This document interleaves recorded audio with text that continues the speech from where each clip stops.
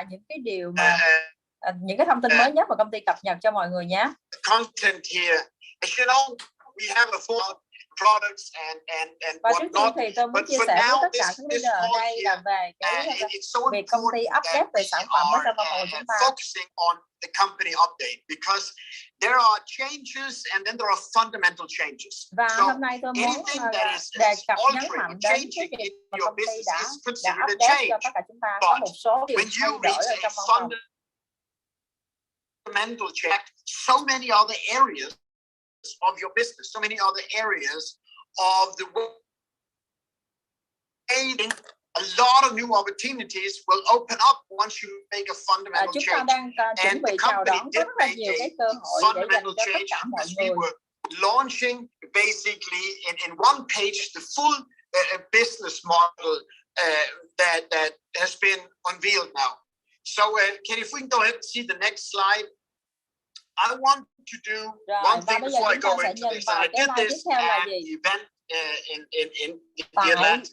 I want to congratulate everyone. I want to congratulate those who were the very pioneers with CROWD1. Để dành cho tất cả những thành viên là tiên phong tại cộng đồng CROWD1. You guys start being active at a point where really there was nothing more than just a vision. You know, everything needs to be created first in the mind and then the real world. And the crowd really took on to Jonas's vision of building a global launch organization. And when I say they took on to it, it took on in a proportion that the world has not ever seen. And we now reached 40 million and above actually. Và cho đến hiện tại thì số thành viên đã tham gia vào cái cộng đồng Planet Science đã đạt đến 400 triệu, 400.000 username. Và trong cái quá trình này chúng ta sẽ ngày càng phát triển nhanh hơn nữa, bởi vì đây là một cái sản phẩm xu thế của công ty chúng ta. And CNS and chúng ta ICT có and CNS are basically professional services companies, meaning this is where all of the legal sits. This is where all of the administration sits that makes it possible for you to have a business. That's where the back end. Ở đây công ty đã tạo cho chúng ta một cái cơ hội, một cái nền tảng với những dành cho những leader có thể phát triển cái doanh nghiệp của mình. In Dubai, is run by Kenny and his awesome team. Where we are welcoming. Và ở tại cái sự kiện thì chúng ta cũng đã được nhận những cái thông tin từ cái nhóm làm của Planet Science tại sự kiện ở Dubai. Different sense of certainty because that has now been built.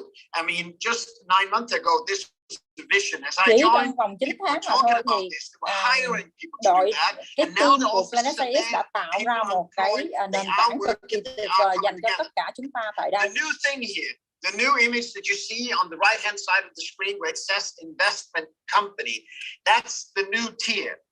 Và cái điều mới mẻ nhất mà chúng ta nhìn thấy ở đây là gì? Ở đây chúng ta có thể là gì? Investment company là một cái công ty đầu tư. Ở đây for the crowd to really function, it needs ICT. It definitely needs ICT to have and facilitate everything that goes on from recognition to whatnot. But it also needs top level. Vậy thì đây cái công ty CNS ICT này tạo điều kiện giúp cho chúng ta có cái cơ hội để có thể đầu tư sở hữu những cái tài sản mà chúng ta mong muốn. Ví dụ cái công ty đầu tiên là chúng ta có Planet Science, tiếp theo đó là chúng ta sẽ còn có nhiều công ty nữa, công ty B, C, D, vân vân. The investment company is intended to grab in, to tap into unique business opportunities, unique business models. Vậy ở đây chúng ta cần cái cơ hội của chúng ta, cái cơ hội để chúng ta phát triển cái doanh nghiệp của mình. But they are all looking for a route to market. They're looking for a way to grow. Và họ thấy được cái sản phẩm tiềm năng đó, họ đã thấy được cái thị trường, cái xu thế phát triển để có những cái đối tác theo cái xu thế, theo cái trend như thế để giúp cho chúng ta phát triển doanh nghiệp của mình cực kỳ tuyệt vời. Planet IX, you heard maybe the first time 9 months ago. Vậy thì một lần nữa tôi muốn nói với gì? Tất cả chúng ta hãy xác định một điều. Planet IX là một cái công ty đầu tiên ở đây. Nhé. Ở đây chúng ta muốn sở hữu tài sản để đầu tư, thì tiếp sau đó chúng ta lại còn có nhiều cái đối tác nữa. When the first people could register at Planet IX. Since then, Planet IX has been growing tremendously within a safe environment of the crowd. Why is that safe? Planet IX đã phát triển, được xây dựng và phát triển tại CROWD1 ở trên một cái nền tảng cực kỳ vững chắc. Như thế thì chúng ta hình dung được là cái sự phát triển mạnh mẽ đó như thế nào. And Planet IX, even before hitting the public market, it has already touched level of its industry. Even before hitting it, just growing within the safe environment of the crowd, Planet IX has IX mặc dù chưa có ra thị trường, nhưng mà ở trong cộng đồng CROWD1 đã phát triển như thế. Như vậy thì khi nó ra mắt thị trường thì nó sẽ phát triển như thế nào? That could not have been achieved without the crowd. It could not have been achieved without the professional services of ITT. Chúng ta cũng thấy được rõ ràng như rằng nếu không có CROWD1 thì công ty IX cũng sẽ không có đạt được cái điều như thế. Ở đây chúng ta đã có một cái nền tảng tuyệt vời tại đây. And therefore, companies are more keen to go this route. What does that mean for you? It means that the investment company, they are hiring. Vậy thì cái điều này có ý nghĩa gì đối với tất cả chúng ta, những người xây dựng doanh nghiệp ở đây? Là cái nơi mà chúng ta có thể đầu tư tại đây. Seeing, is this a good business? Is a great opportunity? Is it something that can scale? Is there any other in the market offering a similar product? Chúng ta có một cái cơ hội để chúng ta sở hữu cái tài sản tại đây trước khi mà nó ra mắt thị trường. The investment company is a group of people that are there to make sure that any product, any service that you will receive in future has. Vậy thì trong tương lai chúng ta sẽ còn có những cái đối tác tương tự như thế. Chúng ta hãy tận dụng những cái cơ hội đó. Chúng ta là những người đầu tiên, những người tiên phong được sở hữu nó. They can learn from other projects like Planet IX. Và mọi người có thể là bắt đầu từ đây, chúng ta có thể học tập được từ Planet IX để chúng ta chuẩn bị chào đón những cái sản phẩm tiếp theo mà họ đến với đâu, và chúng ta sẽ được là gì, làm những người đầu tiên được sở hữu nó, được nhận cái giá trị. Understand how that fundamentally changes your business. Và tôi thật sự mong muốn tất cả leader ở đây chúng ta hiểu được cái điều này nhé. Chúng ta hiểu được cái giá trị của chúng ta là thành viên trong cộng đồng CROWD1. Now if we go on, we are going to talk a little bit about the Dubai office. Và tiếp theo thì tôi muốn chia sẻ một chút về văn phòng ở tại Dubai. I was in Dubai. I was not yet sure whether, to sign on. Kenny said, come on, let's go see the offices. And we went up to it's actually the 29th floor. There was absolutely nothing một lần nữa chúng ta tham quan cái văn phòng của chúng ta tại Dubai. And we walked around and chúng tôi đã có một cái cơ hội đi tham quan một vòng tại văn phòng để thấy được là gì, cái nơi đó thật là đẳng cấp để dành cho tất cả chúng ta những doanh nhân tại đây. I gradually then moved into learning to get to know some of the people that were hired. You hear names and experts and people with great experience being adapted to the company, and so you slowly start to put a face on it. Văn phòng công ty chúng ta có được những người làm việc tại đây là những người rất là chuyên nghiệp, những người rất là giỏi, đã đến đây để làm việc, để giúp cho chúng ta phát triển cái doanh nghiệp của mình. When you go into that office, you feel people who really want to be there. They're working together as a dynamic team. Và khi mà tất cả các leader có mong muốn làm việc tại văn phòng thì tất cả các leader đều có cái quyền để mà làm việc tại đây, là nơi để dành cho tất cả chúng ta, để dành cho những doanh nhân tại đây có thể làm việc, đăng ký book một cái phòng để làm việc. How you can position yourself for the growth and the success of the future. So, Kenny, my good friend, are you with us? Of course. Thank you, Jens. Good morning, good afternoon, good evening, and good late night. I know there's people calling in from all different time zones. So I think we're, some people that is sitting here it's 1 in the morning. Some it's early in the morning.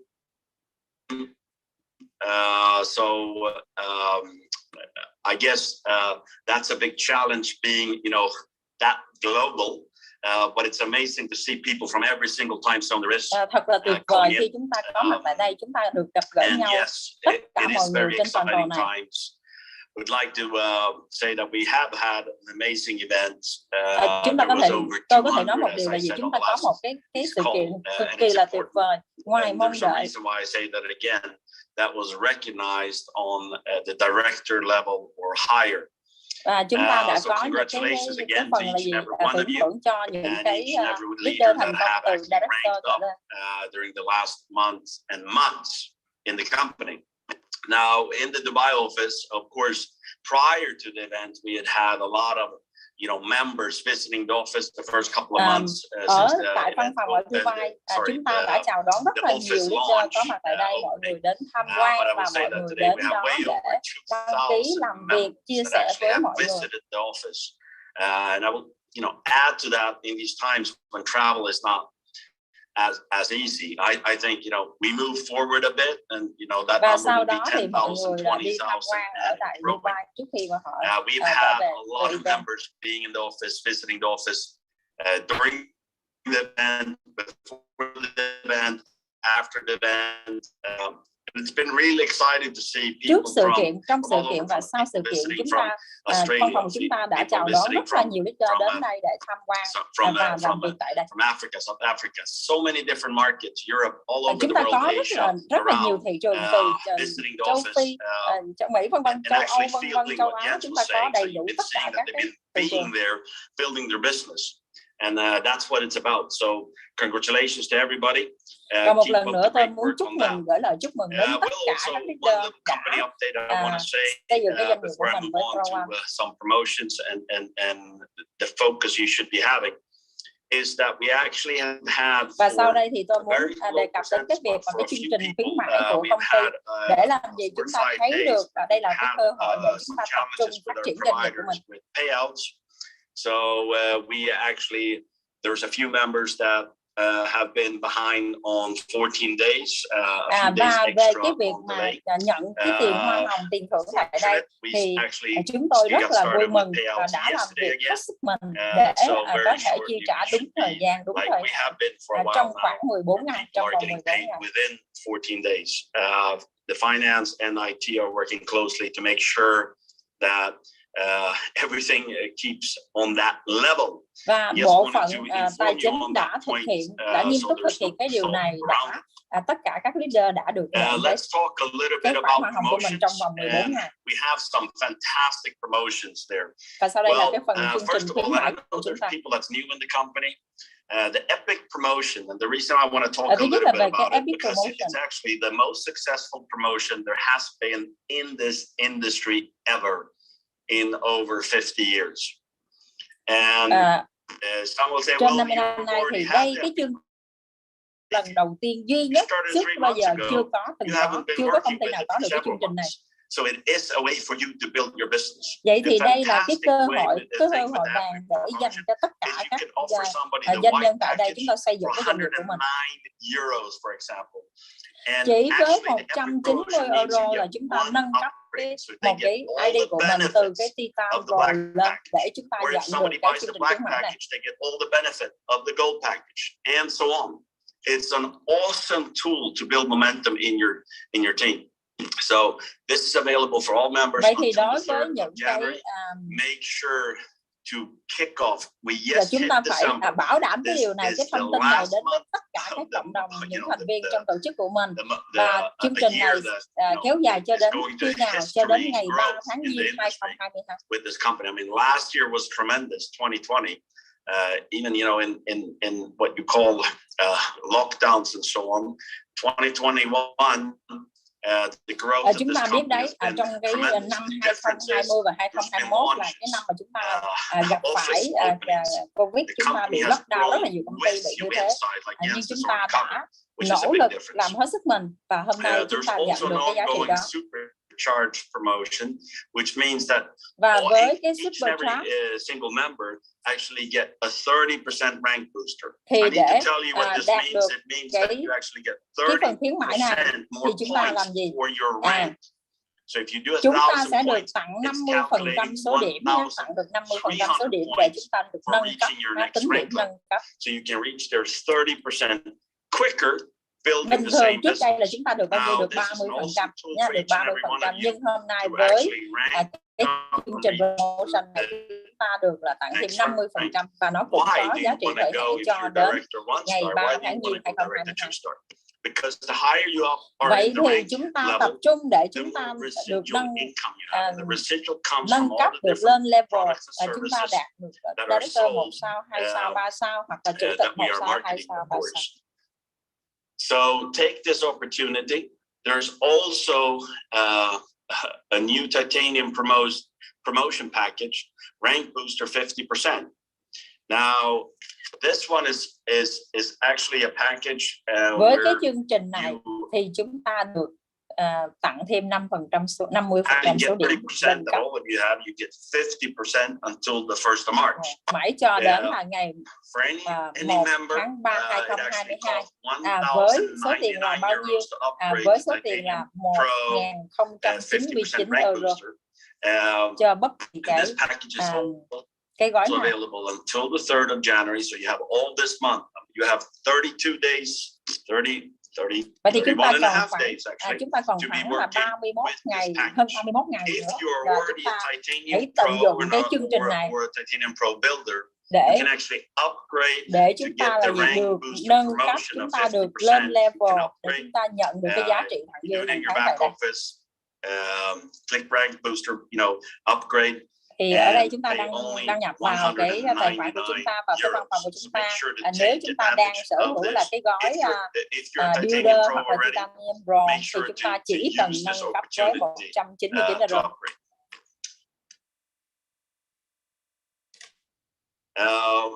Next thing I want to talk about, which is the big focus. Cái thông điệp tiếp theo là tôi muốn chia sẻ với tất cả các leader, đây là cái chương trình mega event. Cái chương trình mega event này sẽ được diễn ra vào ngày 11 tháng 12. A lot of leaders around the world.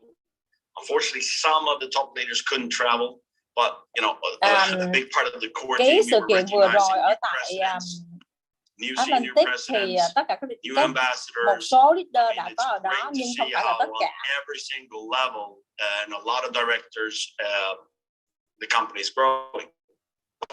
The different mega event.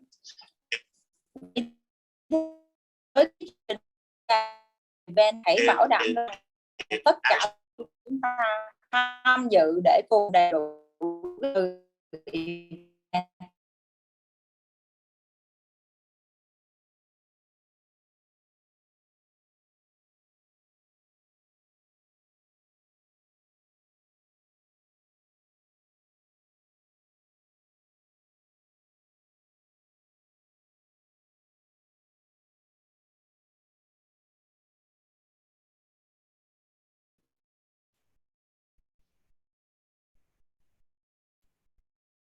Chị Trang ơi.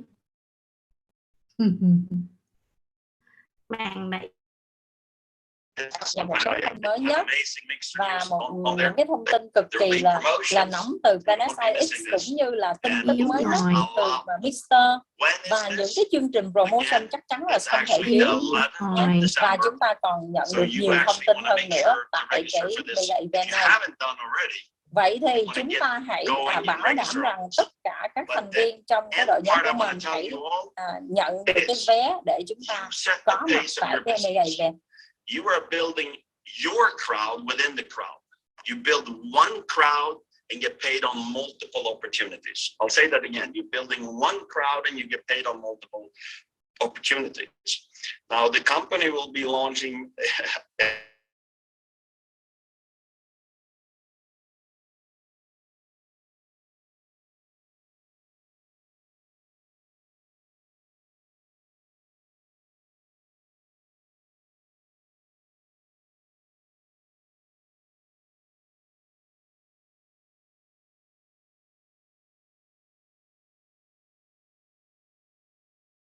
have been launching and will be launching. Chắc chắn rằng để chúng ta là tiềm năng như vậy, để chúng ta được nâng cấp, để chúng ta nhận.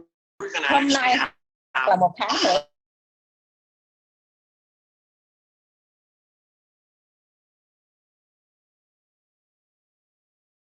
1 năm nữa, vân vân. Nhưng để đảm bảo rằng tất cả thành viên trong cộng đồng chúng ta đăng ký ở trong cái văn phòng của mình để có mặt ở tại event này để nhận đầy đủ thông tin từ công ty. So looking forward to have it. Và chúng ta sẽ chào đón cái mega event này nhé. Sẽ được trực tiếp vào ngày 11 tháng 12 tới đây. Chúng ta còn khoảng là 7 ngày nữa thôi.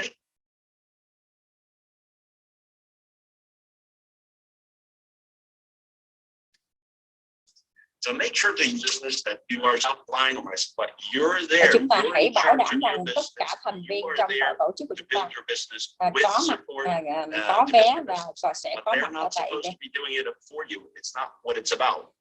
Don't look down and say, why don't people work harder? Because it's usually looking yourself in the mirror. Because people usually do what you do or less. So the higher pace you have, the higher pace your team will have. Vậy thì để nhận được cái giá trị cao nhất tại đây, chúng ta nhận đạt được cái level tại đây, thì làm sao chúng ta hãy tập trung cao hơn nữa, tập trung cao độ hơn nữa để chúng ta đạt được cái level cao hơn, thì chúng ta sẽ nhận được cái giá trị cao hơn. Vậy thì để cho đội nhóm của anh chị làm việc đó, thì họ không lắng nghe cái điều mình nói mà họ nhìn cái mình làm. Vậy thì tất cả chúng ta, mỗi thành viên tại đây, mỗi leader ở đây, chúng ta hành động, chúng ta cùng làm việc, và đội nhóm chúng ta cũng sẽ nhìn thấy chúng ta làm và cùng làm việc với chúng ta, thì tất cả chúng ta cùng đạt được cái điều mà chúng ta mong muốn.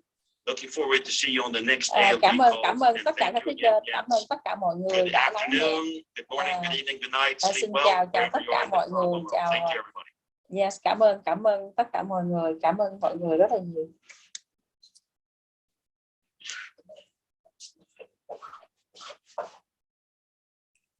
Alo, chị Trang có nghe Ami nói gì không? Chị Trang nghe rồi. Tuy mạng yếu nhưng mà dịch vẫn nghe. Ami thì nghe mà không biết tất cả các anh chị ở trên đây có nghe không? Chắc cũng nghe nhưng mà có những cái đứt quãng ha. Chập chờn. Ok. Rồi chúng ta hãy cùng nhau comment số 8 để chúng ta cảm ơn lãnh đạo Ngọc Trang, Director 1 sao, chị Ngọc Trang đã giúp cho chúng ta cái phần dịch. Quá. Phần dịch rất là tuyệt vời. Nhưng mà dịch xong thì có vẻ là mặt nó mạnh hơn á chị Trang. Có không? Sau khi chị Trang dịch xong mặt nó mạnh hơn. Nhưng mà có rất là nhiều anh chị em thì ở đây thì mình không có thấy được, nó bị đơ.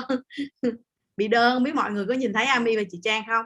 Ok, rất là tuyệt vời ha, rất là cảm ơn chị Trang. Thực sự trong cái buổi hôm nay thì Ami thấy được là rất là nhiều thông tin, và thông tin này dường như là cộng đồng của tất cả chúng ta đã được nghe hết rồi, đúng không ạ? Thì Ami cũng xin phép được tóm gọn lại một chút xíu vài cái đầu dòng để cho anh chị có thể rút lại ha. Thứ nhất là một cái điều rất là tuyệt vời, đó là Planet đã gọi là gì, chính thức là chúng ta đã có được là 400.000 cái thành viên gọi là đăng ký hết anh chị, đăng ký Planet. Đây là một cái con số rất là khủng anh chị nha, rất là tuyệt vời. Cái chương tất nhóm của chúng ta đều, đúng không ạ? Và một cái điều tuyệt vời nữa đó chính là sắp tới chúng ta cũng sẽ có văn phòng ở Singapore, thì đây cũng là nhiều anh chị em được biết rồi, đúng không ạ? Và với cái gói mà Ami thấy là cái gói mà để nâng lên để chúng ta có được 50% cái doanh số điểm anh chị, thì đây thực sự là một cái cơ hội rất là tuyệt vời trong 3 tháng tới cho cộng đồng của chúng ta, đúng không ạ? Anh chị em nào gọi là vẫn còn cái mục tiêu chiến đấu đến Tết Việt Nam, đúng không ạ? Thì bây giờ là công ty lại cho chúng ta đến kết thúc là ngày mùng 1 tháng 3, có nghĩa là chúng ta sẽ còn tròn 3 tháng để anh chị làm việc, đúng không ạ? Hết tháng 12, hết tháng 1, hết tháng 2 là đầu tháng 3, như là đúng 3 tháng để chúng ta được phần trăm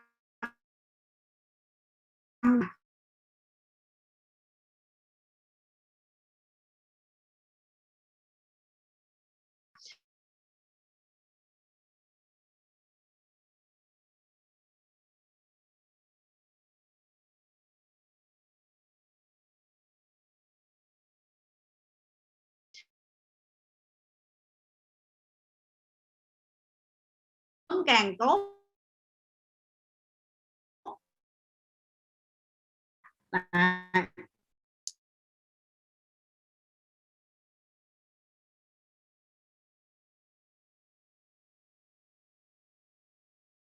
1009 và một cái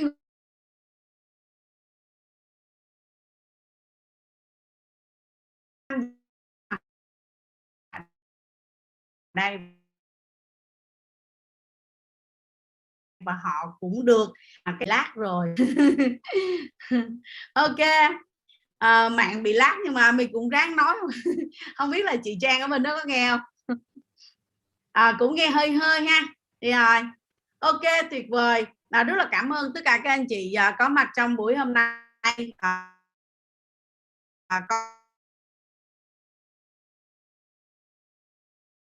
Có thể rằng là